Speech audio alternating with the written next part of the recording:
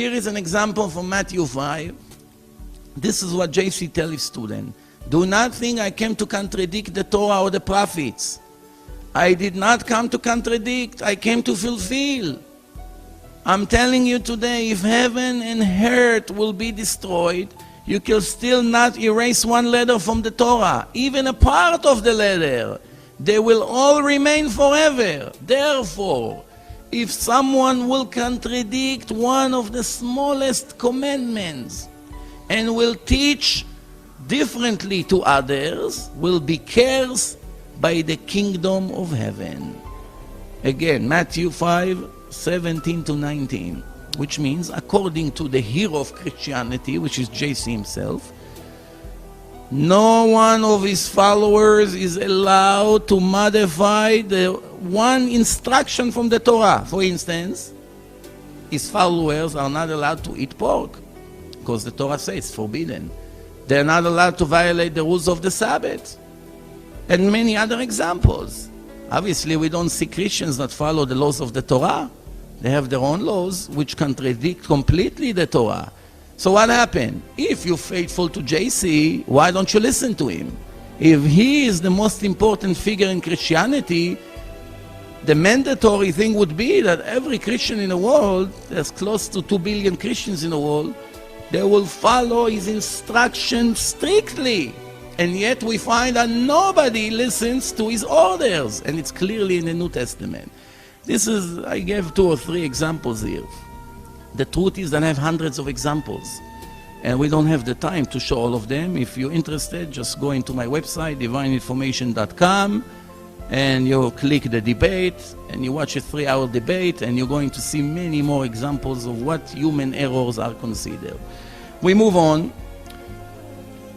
As one more last thing about mistakes in the New Testament is that it says that the cave when Abraham, Isaac, and Jacob is buried is in the city of Nablus. Shechem, Nablus. Everybody knows that it's in the city of Hebron. What happened to God? He doesn't remember where is the cave of Abraham, Isaac, and Jacob? Is it possible, such a thing? Is it possible that in a book that claimed to be the work of God will be such human errors? The answer, of course not. The conclusion is very simple. God never gave Quran. God never gave the New Testament. People wrote it, and people, as genius as they may be, they make mistakes, contradiction, because it's very difficult to write such a long book in 1 or 2 days. It takes weeks. And therefore, a person doesn't remember what he wrote a week ago, especially when he fakes this entire scenario. That's why it's full of human errors.